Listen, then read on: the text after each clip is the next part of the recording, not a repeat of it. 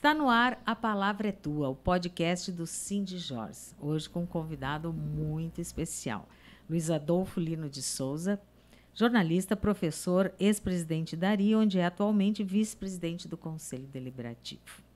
Nascido em Rio Grande, no sul do estado, teve um pinguim como animal de estimação. Ele se autodefine como construtor de jornais. Isso porque passou pelos jornais Folha da Tarde, Folha de São Paulo, Zero Hora, Correio do Povo, responsável pelos projetos gráficos e diagramação desses jornais. A propósito, Luiz Adolfo é colecionador de jornais. E eu queria saber de largada, ainda coleciona? Quantos tem nesse acervo, Luiz Adolfo? Acertei ou faltou? Deve ter faltado muita coisa aqui, né? Bom, Carla e Viviane, obrigado pelo convite para estar participando do podcast aqui do Cindy Jor, RS. E obrigado por lembrar essas características que, de repente, moldam o meu perfil, né? A história do pinguim é uma história que eu lamento profundamente não ter vivido na época da multimídia, porque não me ocorreu tirar uma fotografia, certo? Então não tem provas, né? Nem fazer um vídeo, mas eu atesto que foi a mais pura verdade, um pet, que não era nem pet naquela época, nas férias de julho, no inverno, no sul do estado, onde aparecem os pinguins. Esse era originário da Barra do Chuí.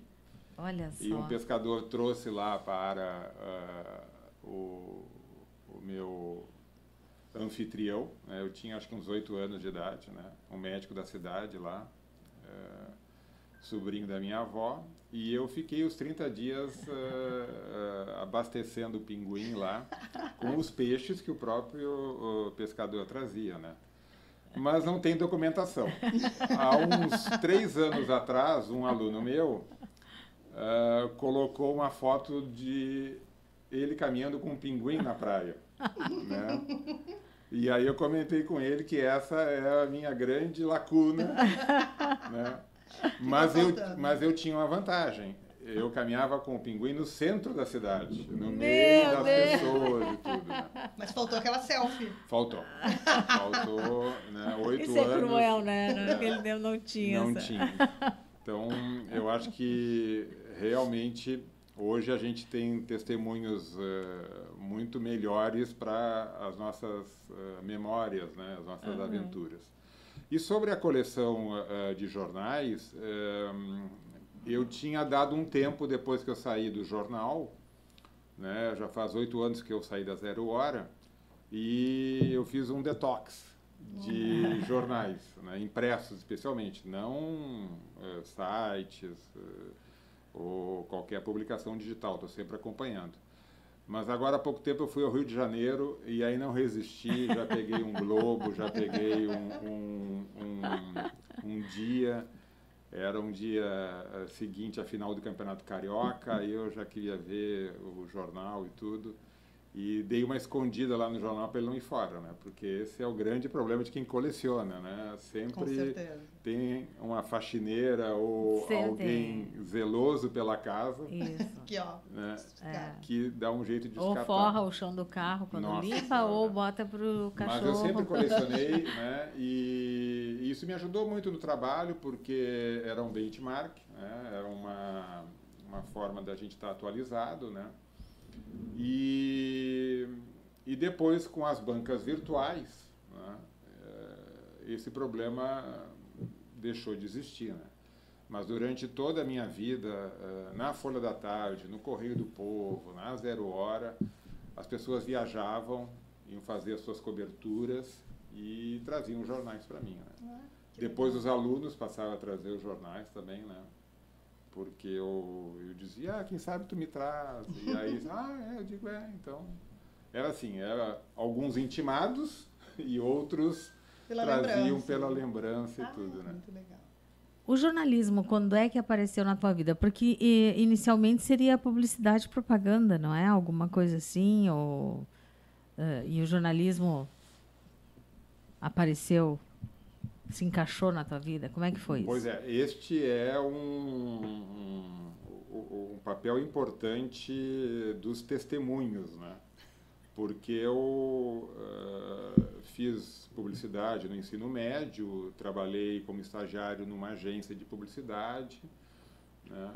E fazia muita coisa dentro da agência, desde criação, tráfego e uma supervisão de arte. Em algum momento, com 18 anos, eu cuidava da agência, né? A agência de publicidade de um publicitário muito importante que é Mário Albuquerque. Ele foi, durante décadas, diretor de publicidade da Varig, no Rio Grande do Sul, né? E tinha uma agência em que ele atendia clientes e eu tomava conta dessa agência. E na hora de fazer o vestibular, né, eu vou fazer publicidade, né? E na inscrição, mudei, marquei jornalismo. E fui para o jornalismo. Cheguei em casa e dei essa notícia. Mudei. Mudou. Né? E assim foi a vida inteira, essa imagem que eu tinha, né? De que eu mudei na hora por já ter conhecido um ambiente de publicidade. Isso também é um parêntese para estudantes que estão ouvindo. Essa pressa que a gente diz que eles têm de fazer coisas, eu já tinha 40 anos, certo? Então, não é essa geração que é apressada. Imagina, eu fiz um estágio e depois fiquei numa agência por 2 anos e eu achei que eu já tinha visto tudo de publicidade e mudei para o jornalismo. E aí, o jornalismo foi uma carreira realmente muito envolvente para mim, mas agora, há uns 3 anos, o Mário Albuquerque foi lá na Ari, né? A gente se reencontrou. E ele olhou para mim e disse: eu que disse que tu devias fazer jornalismo. E eu petrifiquei. Eu digo: como assim? Isso não te lembra? Daí a importância dos registros. Ele disse: eu disse para ti, não faz publicidade, faz jornalismo, sabe? É muito melhor. Eu vejo que tu te envolve mais aqui com os house organs, como se chamava, os boletins informativos, que com os anúncios, vai fazer jornalismo. E eu acho que está aí a explicação de ter mudado na hora, né, a opção, e acho que ele me deu uma grande dica. Uma grande dica. Nós concordamos com isso. Não, nós não temos a menor dúvida. Mas é engraçado isso, né? Que, em geral, a gente acaba sempre dizendo que os jovens são apressados. É que eu acho que depois que a gente deixa de ser jovem, a gente esquece que a gente também tinha pressa, né? Acho que é mais ou menos isso. E hoje, como tem muita tecnologia, a gente acaba acompanhando mais toda essa pressa deles, né? E a nossa pressa era mais discreta, digamos, né? Foi uma conversa tua com ele, né? De repente, tanto que em um determinado momento a gente lembrava, enquanto que os jovens também hoje em dia têm uma necessidade de exposição muito grande, né? E aí, nessa exposição, a gente acha que eles são muito apressados. Talvez eles se exponham mais, né? E a rede social permite isso. Hoje, a vida que nós, né, que a gente leva, permite toda essa exposição e essa rapidez da informação. Mas pressa, nós sempre tivemos, né? Eu acho. E isso eu dizia para os alunos em sala de aula, né?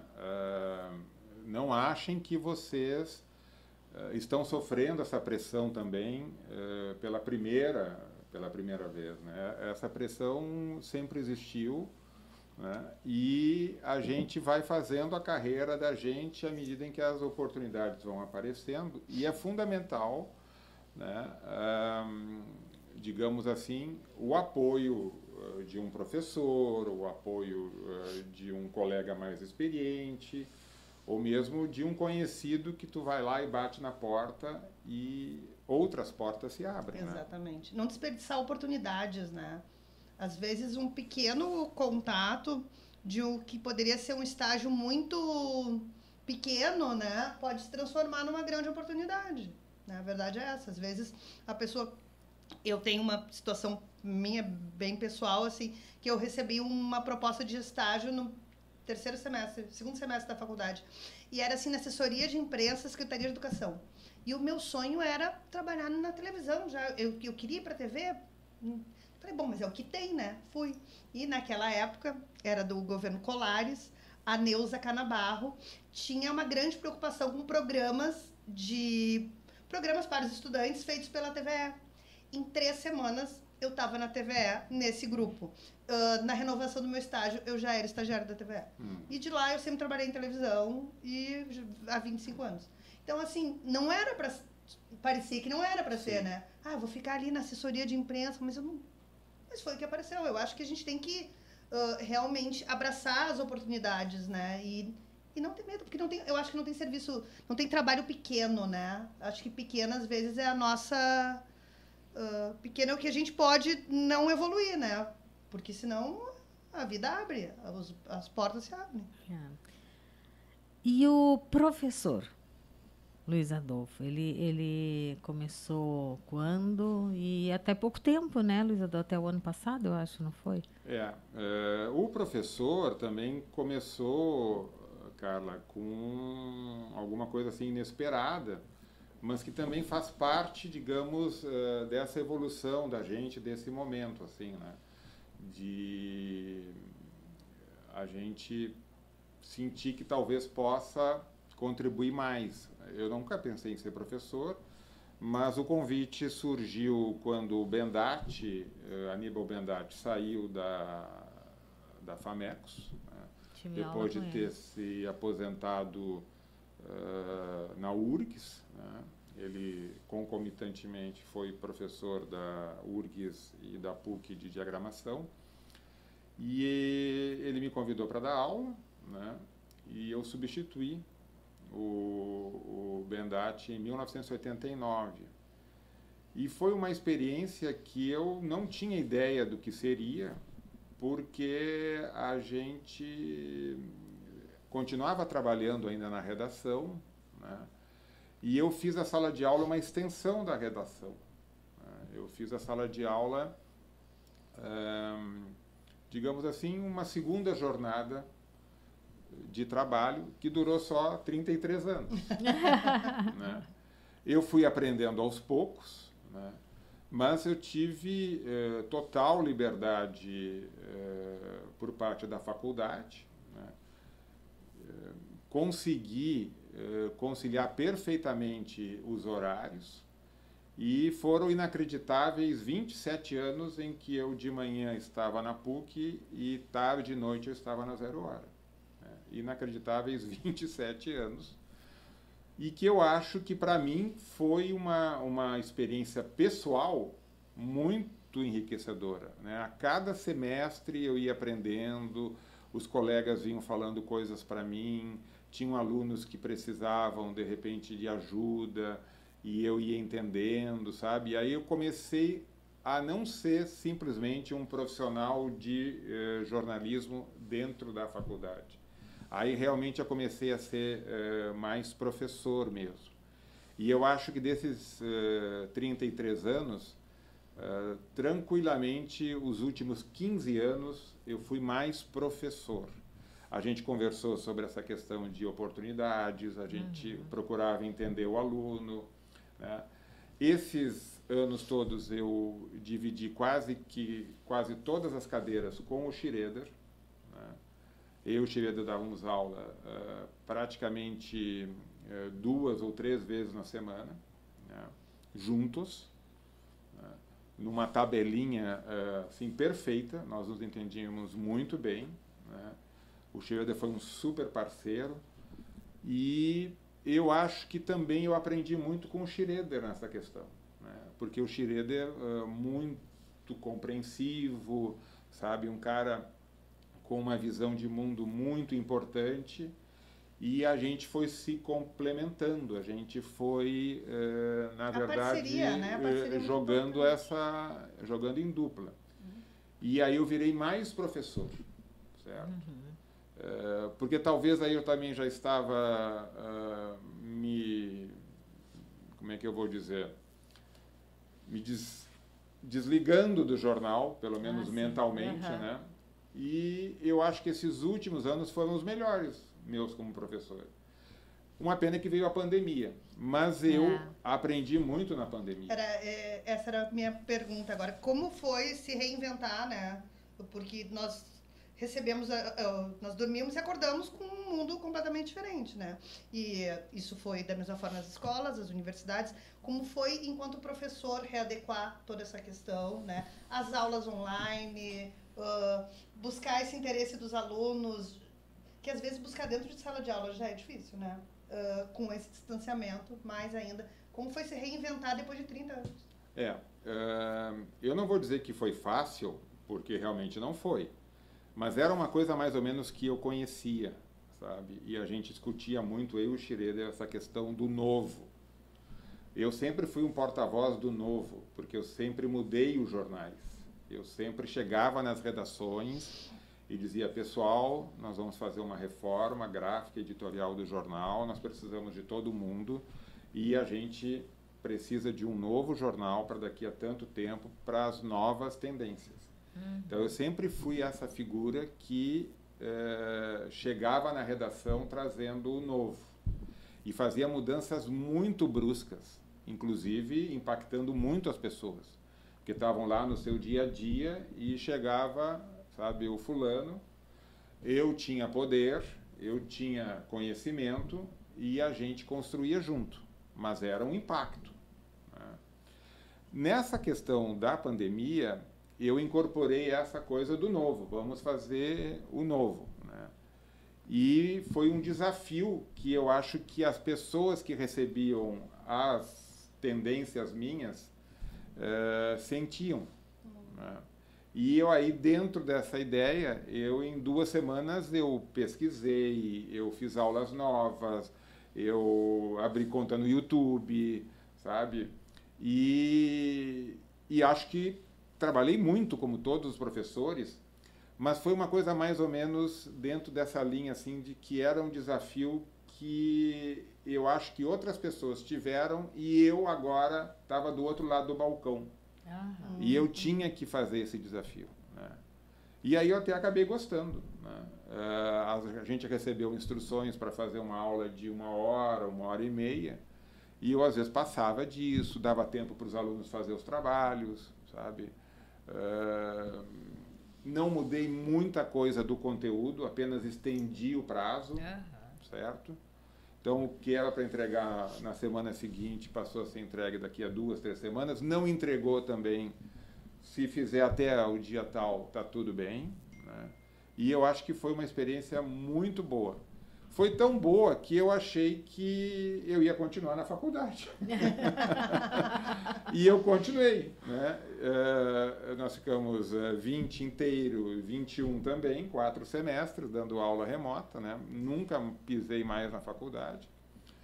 E 22, o primeiro semestre de 22, estava lá eu dando aula, num cenário completamente diferente também, sim, porque os alunos eram pós-pandemia, eram outros alunos independente da pandemia. Nós estávamos em outras salas de aula, porque a PUC também mudou o ambiente, né? Eram salas que tinha toda a tecnologia possível para espelhar o celular e eu que dizia, pessoal, espera um pouquinho aqui que eu vou pegar um jornal lá no armário ou aqui na gaveta. Eu simplesmente plugava o celular e aparecia a capa lá do jornal. Dei um primeiro semestre todo em cima da guerra da Ucrânia, né? Fevereiro, a gente entrou em março. Estudei também as instruções da PUC para o relacionamento com o aluno em sala de aula, né? Era para fazer grupos, não era mais para ter atitude, digamos, professoral, autoritária, sabe? Que coisa que a gente até praticava em aula, mas era um novo cenário também no novo prédio. E aí foi tudo bem, 22/1, mas em julho, né, me ofereceram o meu boné. Né? Me ofereceram o meu boné. E eu fiquei pensando, também 33 anos, com esses 27 anos incríveis de estar no jornal e na faculdade ao mesmo tempo, acho que missão cumprida, sabe? Lamento, porque algumas diretrizes são questionáveis, mas se eu fui um agente do novo em muitas vezes, né, por que o novo também não pode me impactar, né, como de repente pessoas deixaram de trabalhar na redação porque não se adaptaram com o computador, e a gente lá fazendo aula para aprender a lidar com o mouse, certo? Era o novo. Pessoas que estavam acostumadas a escrever de um jeito, e a gente começou de certa forma, doutrinar para que escrevessem de outra maneira. O leitor quer isso, o telespectador quer isso, e as pessoas tinham que encarar esse novo. O desenho dos jornais, como a gente sempre conversava em sala de aula, era a coisa mais fácil para mudança, então os jornais mudavam muito, e volta e meia a gente estava redesenhando o jornal, assim como hoje estão mudando programas, são temporadas, são cenários novos, sabe? Então, essa questão do novo também apareceu, né? E a faculdade realmente não é mais a mesma, né? E aí, né, nesse gancho da questão da faculdade, no teu entendimento, e aí vem a nossa grande luta, a PEC do diploma, né? Que a gente vê, de alguma forma, o que chega para nós aqui no sindicato, né? Os alunos ou os nossos colegas recém-formados, eles estão muito distantes dessa questão da importância do diploma, da importância de uma relação com o sindicato para organizar a questão de um registro, de uma carteirinha, né? De ver a questão da carteira internacional. Parece, para mim, posso estar errada, que a faculdade não está muito preocupada em reforçar para o aluno a importância do seu diploma, a importância da sua categoria. Parece que estamos formando técnicos, ok? Sabe? Eu sinto falta disso hoje, das pessoas que acabam ligando para cá, perguntando, ou de pessoas que são irmãos mais jovens de colegas nossos, ou até filhos, inclusive, que estão na faculdade. Eles não têm essa clareza dessa importância, mas de repente começaram a sofrer, como todos nós, com questões de fake news, de desvalorização da profissão. Aí começaram, mas só um pouquinho. Como é que tu sentia isso na faculdade, com os teus alunos? Eu concordo que nesses últimos anos, diríamos talvez nos últimos 20 anos, né, a faculdade de jornalismo, as universidades se omitiram nessa questão do diploma. E com prejuízo próprio, porque não valorizar o diploma implicava em dizer que a faculdade de jornalismo era dispensável. Né? E sendo dispensável, tinha uma causa muito clara por que os alunos sumiam. Felizmente isso está mudando, né? Felizmente isso está mudando. Temos mais alunos querendo fazer jornalismo, talvez nos últimos 3 ou 2 vestibulares ou seleção. Ótimo. Né? Está mudando, pelo menos é a informação que eu tive enquanto eu estava na faculdade, né? Vai fazer 1 ano que eu saí. Já tivemos, nas últimas entradas, uma turma completa de 40 alunos. Olha. E antes de eu sair, depois de ter 12, 15 alunos matriculados, chegamos a ter 25 alunos. E eu cheguei a dizer numa reunião, olha, com todos esses ataques, com toda essa campanha, a gente ainda ter, e eu brincava, né, porque eu sempre fui muito irônico, assim, né? A gente ter 25 almas querendo ser jornalista nessa altura do campeonato, eu acho que a gente tem que dar graças a Deus. E a gente terminou realmente eu terminei de dar aula com 20, 22 alunos, mas agora já tivemos uma turma maior. Ótimo. A faculdade é responsável porque ela se omitiu, né, e entrou realmente no discurso de que não era nada assunto dela. E isso, obviamente, que foi um erro. E não era assim, porque nessa questão do diploma, e a gente sempre em sala de aula, pelo menos uma vez no mês, uma vez na semana, falava da importância do diploma, e debochávamos do Gilmar Mendes, que disse que a nossa profissão era igual a corte e costura ou culinária, e que, portanto, não precisava de diploma, né? E, evidentemente, que eu também, acompanhado do Schroeder, em sala de aula, a gente nunca deixou de falar do papel social do jornalista, nunca deixou de falar da importância da ética, né? E os nossos alunos sempre entenderam essa nossa preocupação e, digamos assim, esse golpe que a gente sofreu na não obrigatoriedade do diploma. Mas quando eu estudei na FAMECOS, há 40 anos, eu me lembro, para ver como essas histórias são cíclicas e se repetem, que no jornal da faculdade eu fiz, sozinho, uma reportagem sobre a importância do diploma. Certo? É o jornal da faculdade, você sabe como é que a gente faz, vai escolhendo as pautas e tudo, e aí a importância do assunto era essa, com orientação dos professores. Né? Os meus professores de redação foram o Sérgio Caparelli, foram o Gilberto Leal e foram o Norberto Silveira. E Caparelli, Gilberto Leal, Norberto Silveira, junto com o Bendatti, sabe, faziam jornais que espelhavam o que a gente estava tratando. E uma central dessa edição, em 1980, porque a gente fazia os jornais mais no final do curso, né, era sobre o diploma.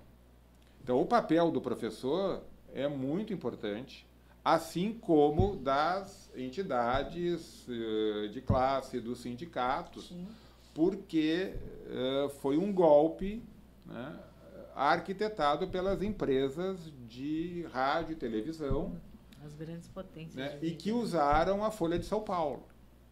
Eu trabalhei na Folha de São Paulo, né, conheci o Otávio Frias Filho, né, e naquela época estava em marcha realmente a não exigência do diploma, porque um amigo dele escrevia muito bem e ele queria que estivesse no jornal. Ou porque ele achava que o fulano tinha aquela outra inclinação e era importante que se abrisse as portas, se liberasse. E a Folha realmente, a Folha de São Paulo, foi um jornal que se colocou na liderança desse golpe da categoria, que chegou realmente ao STF, e aí também a gente teve, eu acho que um pouco de vendetta, né?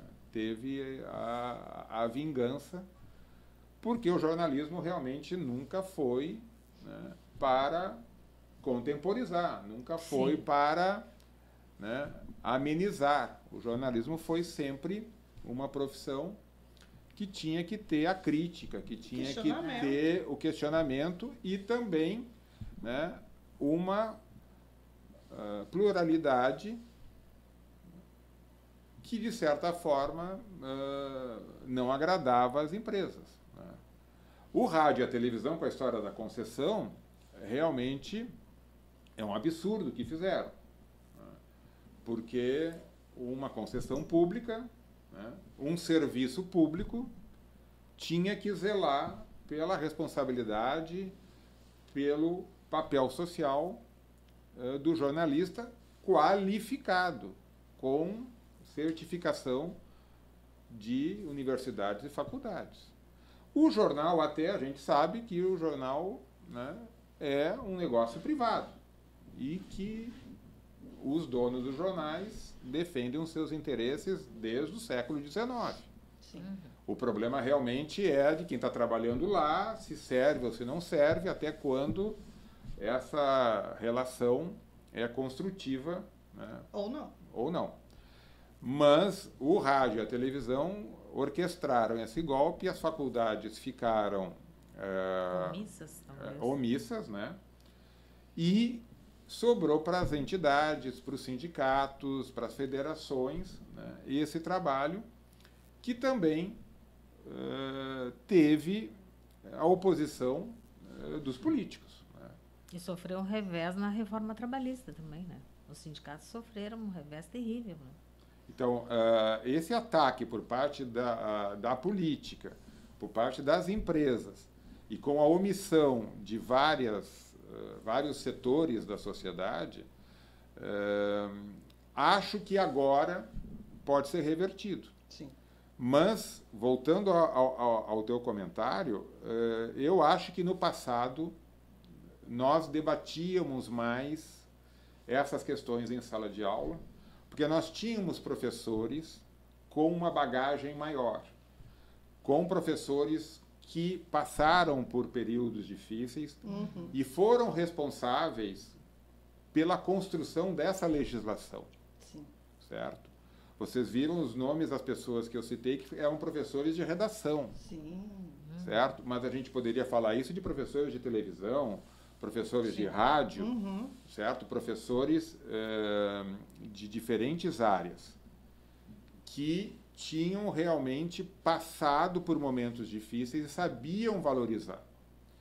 E eu acho, e tendo estado tanto tempo dando aula, 33 anos, e observado as gerações mudando, né, eu acho que isso foi uma falha estrutural do pensamento e do treinamento das pessoas. Porque as pessoas foram muito treinadas nessa história do multimídia, nessa história dos talentos, ou então naquilo que a gente conversou no início aqui, certo? Eu vou fazer isso agora, depois eu vou fazer outra coisa, e assim a gente vai, certo? E essa questão do treinamento, ela é muito importante, porque não é só a ferramenta que a gente ensina, a gente tem que ensinar toda essa base teórica. E essas pessoas, né, elas lutaram contra isso. Eu nunca vou me esquecer que uma das primeiras aulas que eu tive com o Antoninho Gonzalez, ex-presidente do Sindicato de Jornalistas, ex-presidente da ARI e uma pessoa múltipla. Presidente da FAMECOS, né? Coordenador geral de jornalismo. E diretor da FAMECOS também, né? Uma das primeiras aulas que a gente teve, início dos anos 80, estava surgindo a TV Guaíba. E uma das aulas que o Antoninho nos deu era sobre o que estava acontecendo, os profissionais da rádio sendo recrutados para trabalhar na TV. Né? E com ironia ele disse: será que eles vão fazer bem na TV, sabe? O que de repente eles só sabem fazer no rádio? Não é fácil. Né? Eles sabem fazer o rádio, mas vão saber fazer a TV? Né? É diferente. Bem então, diferente. vocês vejam que isso é uma tendência de 42 anos, 43, que já vendia essa ideia de que nós podemos fazer tudo. Até podemos, mas a gente tem que respeitar, né? a gente tem que respeitar as características do veículo, tem que ter o treinamento adequado junto com a responsabilidade.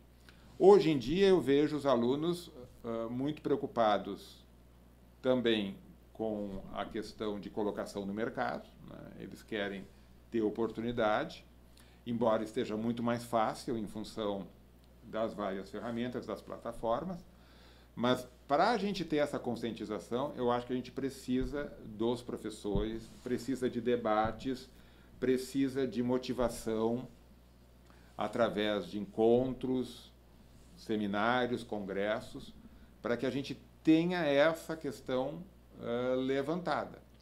E até aproximar as nossas relações, né? Nós, enquanto sindicato, a ARI, com esses alunos, com as universidades. Eu sinto que hoje a gente tem...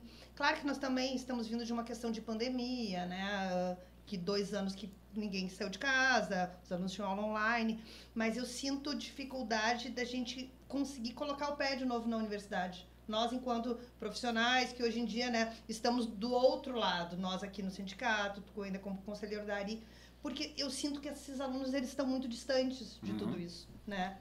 Não, eles estão distantes. Eu acho que pode ficar mais difícil, realmente, a gente pisar numa faculdade ou a gente entrar dentro de uma empresa. O que não é novidade também, né? O sindicato sempre teve que negociar entradas dentro das redações, né? E há um muro, assim, que impede.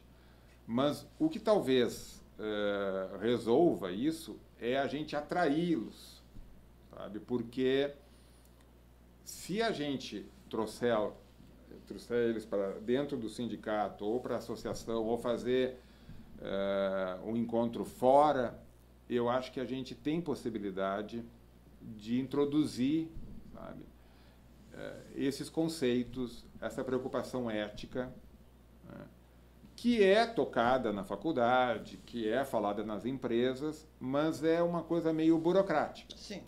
E eu acho que o perfil do estudante de jornalismo ele é muito fácil, né, pelo seu compromisso social, pela sua, digamos, vontade de ajudar, de colaborar, né? Ele é suscetível a esse discurso e a gente consegue tocá-los quando são injustiças, sabe? Quando são quando é autoritarismo, né? E quando é, digamos assim, um prejuízo para a sociedade. Então, talvez a gente tenha que incentivar o ato de trazê-los para as entidades, certo? Porque eu não vejo nas empresas e não vejo nas faculdades, depois de tudo que a gente passou, né, e pelas pessoas que estão lá, esse espaço e esse compromisso. Sim. Porque nós tínhamos compromisso das pessoas que passavam por grandes dificuldades do jornalismo, né? A gente tinha na redação pessoas que fizeram a luta democrática, pessoas que foram perseguidas, certo? Pessoas que foram a Brasília, que foram ao governo lutar por essa época de construção do jornalismo.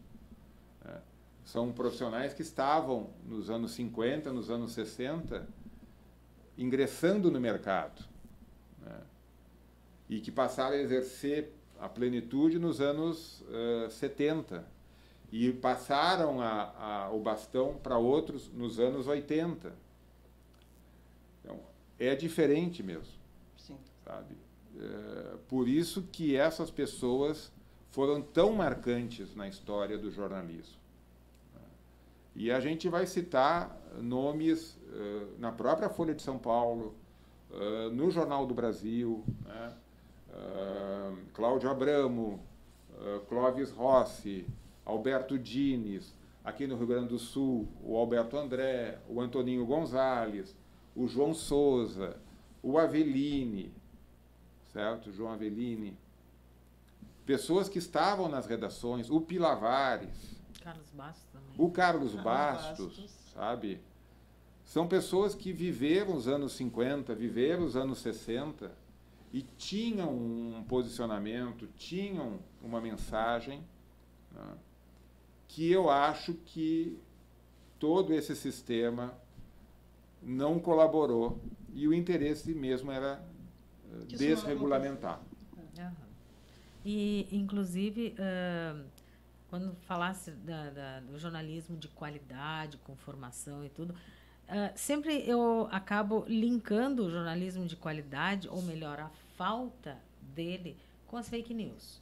E a gente está agora na discussão no PL, o 2630, né, que é a lei das fake news, que existe uma discussão muito grande em torno dela, até porque temos uma ala, digamos assim, uma ala política a favor, uma ala política contra, e ali tem também um favorecimento às grandes empresas em detrimento do jornalismo independente, né? Como é que tu avalias assim esse momento que a gente está?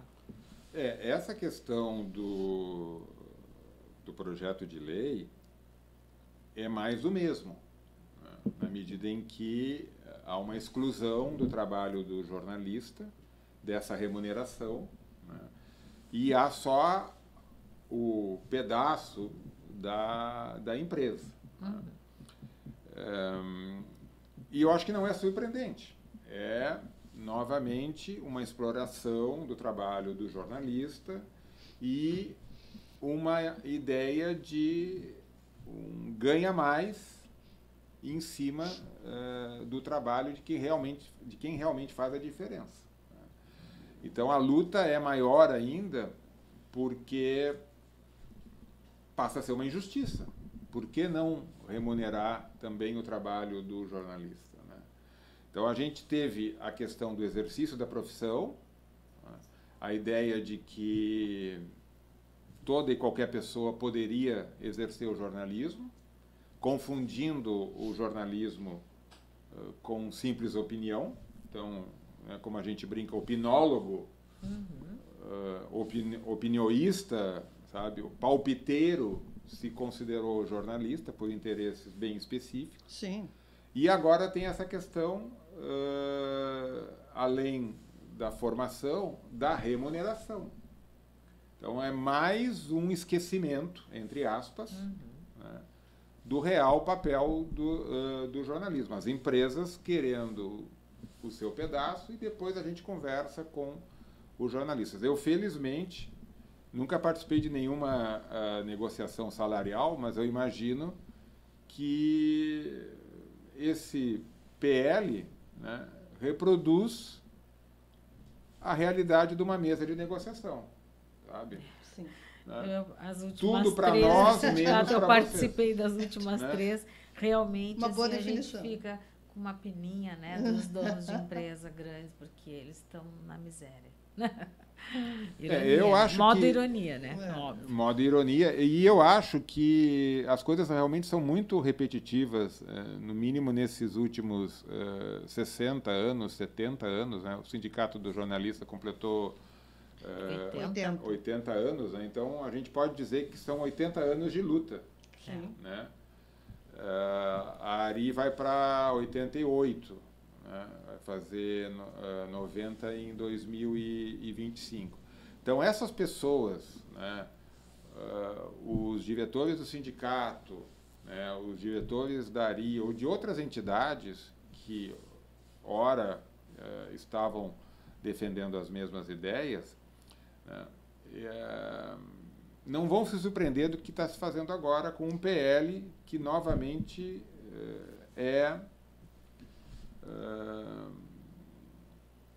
não vou dizer assim, sabe, mais um golpe, mas é um esquecimento, né, muito Sério. razoável para eles, né? Sim, E sério para nós. Exatamente, né? não, realmente. A questão da precarização do jornalismo, eu acho que é um tema que a gente sempre enfrentou. A gente teve sempre a questão de 1, 2 empregos, talvez até 3 empregos para compensar a renda, né? Hoje em dia, a gente vê as pessoas em várias plataformas, né, e alterando até conceitos básicos do jornalismo para poder ter uma renda, né?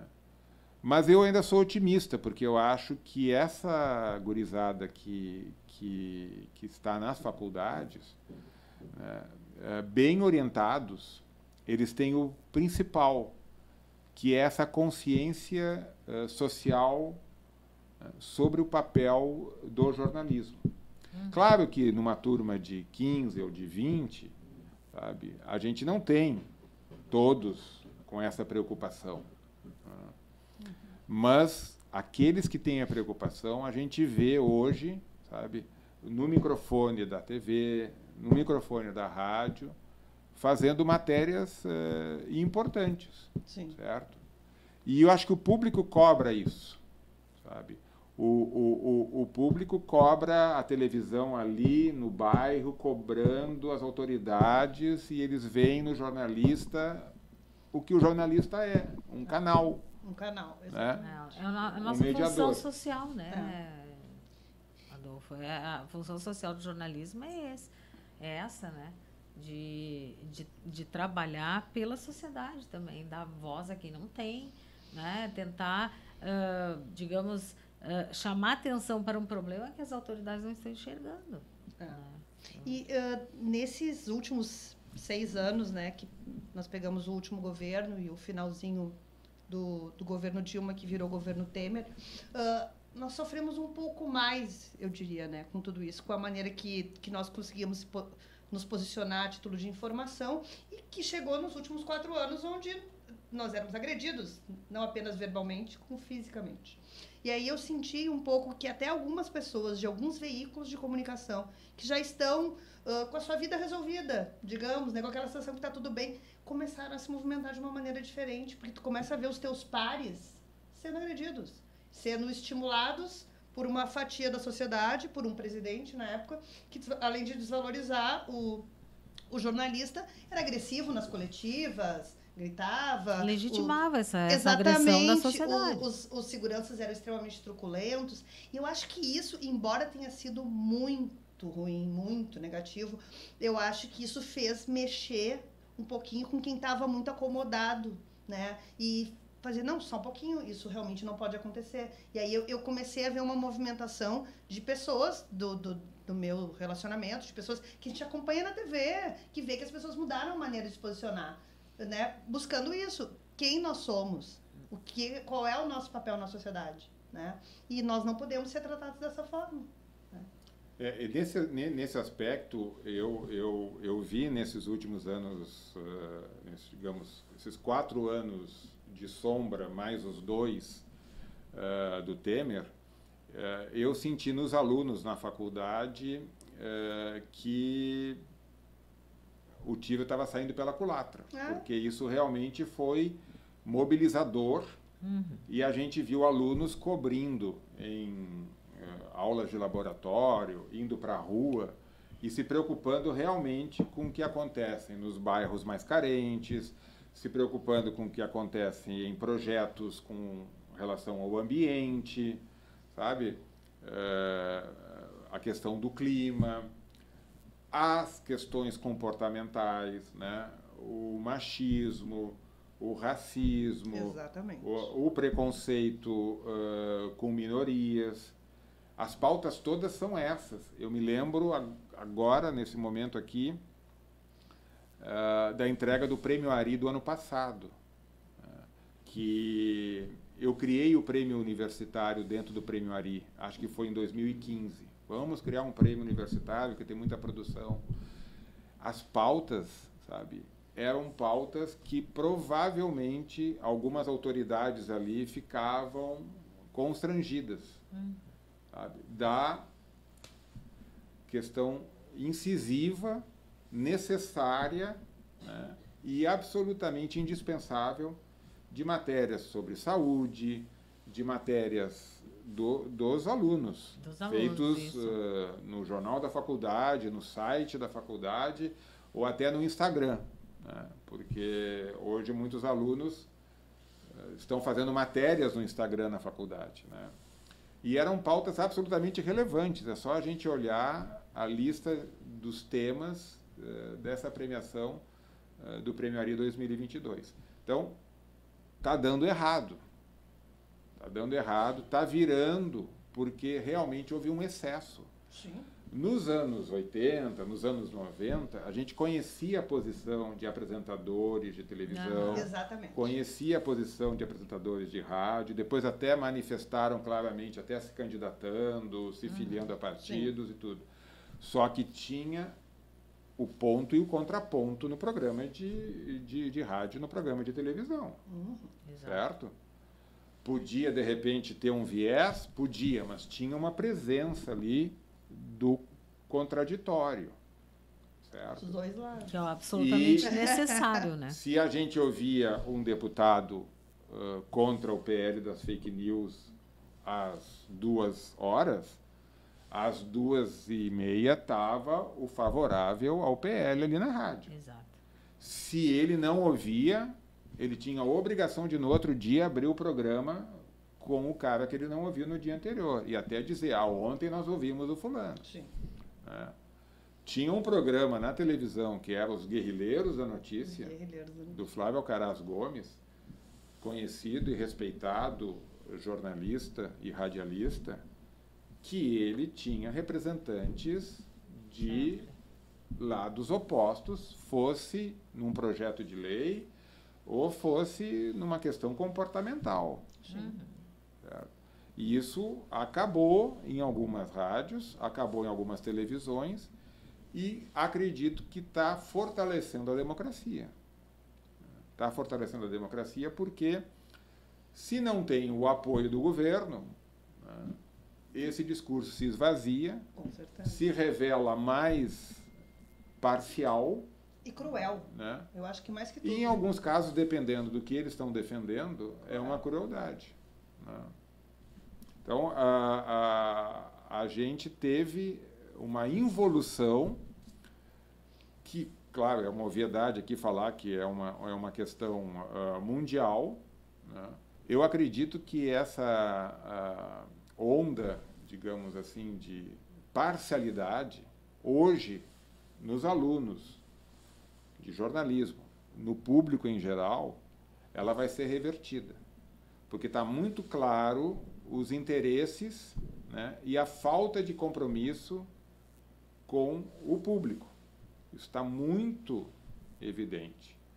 E, claro, que o papel do jornalista é se preservar e não fazer, certo, uma bandeira, uma mentira virar verdade e falar só para, digamos, um segmento. Então, talvez princípios do jornalismo, começando pela ética, começando pela responsabilidade, começando por dizer que isso não é verdade, isso é uma mentira, certo? Comecem a fortalecer, né, instituições que, de certa forma, façam, como até se diz na Espanha, um cordão sanitário, né, que impeça esse tipo de contaminação. Eu queria abordar também, a gente já falasse bastante sobre o papel, né, das entidades de classe e tudo, mas eu queria ver contigo que, por exemplo, para aquelas pessoas que estão, e a gente conhece, eu e a Viviane trabalhamos até na mesma redação, e a gente vê a quantidade de colegas jornalistas que não têm ideia do papel do sindicato, ou não tem ideia da importância que tem o sindicato. Então, eu gostaria que, vindo de uma pessoa que circula nesse ambiente das entidades de classe, de um professor universitário, o que podes dizer a respeito disso para que as pessoas definitivamente percebam que uma categoria ela só tem poder de luta se ela estiver unida, se ela estiver fortalecida. Eu volto a ressaltar a importância de determinadas personalidades nessas entidades, sabe? A importância de aglutinar e de conversar com essas pessoas, né? Porque eu vivi momentos importantes no início da minha carreira, como, por exemplo, a greve da Caldas Júnior, né? Falta de pagamento, vários meses, a situação da empresa, vales semanais de um valor irrisório, né? Até chegar à greve, né? De todo o grupo, né? Com uma liderança importante do Sindicato dos Jornalistas, né? Na época o Remy Baldasso era o presidente do Sindijor, RS, e evidentemente que o sindicato se aproximou mais da categoria nesse momento super difícil. Houve outros momentos, certo, em que os jornalistas vieram para cá em negociações salariais importantes, certo? E especialmente a questão das 5 horas, né, ampliação da jornada de trabalho. Então, eu acho que tem temas que, evidentemente, pela relação com o bolso, eles são mais acessíveis e engajam mais, né? Mas isso mostra que a gente, tanto em associação, quanto sindicato, ou mesmo federação, precisa estar sempre buscando contato, né? porque eu acho que é praticamente, tá, não é o melhor exemplo, mas é a mesma relação da família com o filho dentro do quarto, sabe? É um universo de trabalho, de estresse, sabe? É uma redação muito competitiva, né? Que não sobra tempo para esse olhar para o outro, para olhar para a categoria como um todo, né? Tem muita, digamos, contra-informação, tem muito boato, muita confusão, e isso cabe a nós. Eu, pelo menos, tentei fazer isso na ARI e acho que a gente conseguiu e outros companheiros estão fazendo, da gente se aproximar, né? Individualmente ou coletivamente, chamar as pessoas para que venham aqui, né? Ideias como essa aqui de vocês, de divulgar o trabalho, ou mesmo fazer encontros, são questões que acho que colaboram. E isso era já um fato, tanto é que a gente tinha a necessidade de ter um delegado sindical dentro das redações, né? O delegado sindical era essa figura, né, que fazia essa ponte. E isso também foi, né, uma derrota, né, desses últimos anos. Nesse nosso último ano, nós conseguimos, bravamente, né, Carlinha? Nossa gestão, nós conseguimos saltar de... Nós tínhamos 4, né? E fomos para 12. Foi, isso. Não, porque tem até do interior porque agora. a gente do interior. Mas, imagina, nós tínhamos 4. Né? Mas tem a maior empresa de comunicação continua sem representante. E também com uma colocação que é muito para nos deixar afastados, realmente, obviamente, né? Porque eles estimulam o funcionário a negociar diretamente com eles, né? A conversa tem que ser com eles, tudo é com eles. E aí, quando é que eles chegam aqui? Quando tudo deu errado. Né? Daí eles lembram, realmente, do sindicato. Mas eu acho que, realmente, o nosso trabalho é diário, é de formiguinha, né? De ter essa conscientização que tudo que a gente luta, toda a briga, toda a conversa que se faz em nome de uma categoria é muito mais fácil de dar certo do que esses estímulos individuais que principalmente as grandes empresas fazem, negociando um salário aqui, negociando uma coisa ali, e o resto da redação fervendo, o resto da redação ganhando pouco, né? Explorado. E essa falta, digamos, de formação, Sim, que já vem da faculdade, certo? Já vem de um cenário que despreza ou que não entende. Exatamente. Né? Alunos que nós tivemos, que a gente via uma bagagem, que a gente via uma cultura, sabe? Esses estão aí, não só exercendo bem a profissão, como passando pelas entidades, contribuindo. Né? Exatamente. Então, é um trabalho lento, mas que depende muito da gente, da capacidade de ter perna para fazer tudo isso. Sim. E mais ou menos como a gente brinca em sala de aula, né? Todo semestre é um novo desafio. Então, aqui, todo ano, todo dissídio, toda negociação é uma outra batalha, né? E a gente, né, tendo que se desdobrar, né, os anos pesando. Por isso que eu acho que é importante também que a gente tenha a renovação das pessoas, dos grupos, né? Claro. Entrando nas direções, né, renovando, oxigenando e enfrentando coisas que eu acho que são as mesmas, né? Mas cada vez mais urgentes. Mas eu sou otimista, sabe? A história da declaração do Gabriel Garcia Marques sobre a profissão, a melhor profissão do mundo, o jornalismo, né? Embora a gente possa contrariar o mestre e fazer alguns senões, né? É uma verdade, sabe? A gente tem uma profissão que, com esse papel, né, ela também exige responsabilidade. Eu acho que por isso que a gente vai para um sindicato, por isso que a gente vai para uma associação, por isso que a gente participa de uma federação. Sim. Né? E isso vem, acho que com a experiência também, com o tempo.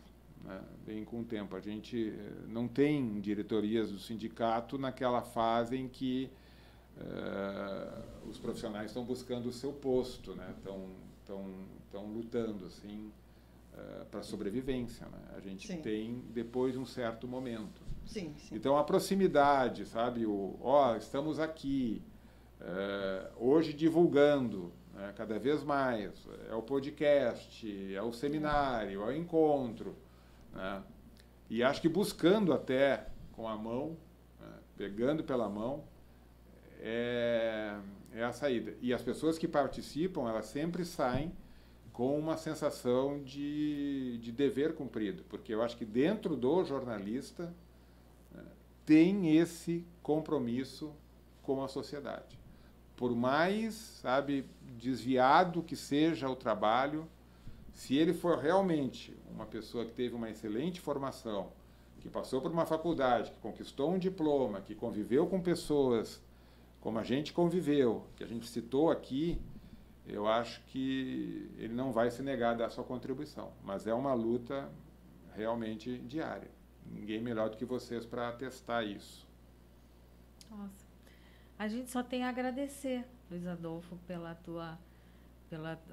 teu carinhoso, né, a carinhosa participação aqui, né, e tão esclarecedora e tão rica em informação, em detalhe. Muito obrigada, viu? Eu agradeço muito, Viviane e Carla. Eu acho que a gente precisa falar, esses podcasts ou esses canais são um instrumento bom para a gente ver o que as pessoas estão pensando. Acho que divulgar em todas as redes é fundamental para que, de repente, a gente fique sabendo e ali, num espaço de tempo, a gente consiga acompanhar. Eu tenho acompanhado vários, mas a divulgação é muito importante. Então, espero que vocês tenham sucesso com esse projeto. Obrigada. Muito obrigada. Que divulguem bastante e que ele seja um canal de aproximação com os sócios, né, com a categoria, e que a gente mantenha sempre essa ideia de que o papel do jornalismo é fundamental para essa democracia cada vez mais cambaleante, mas que a gente tem mostras de que vai sobreviver, não só aqui no Brasil, como no mundo todo. Muito obrigada.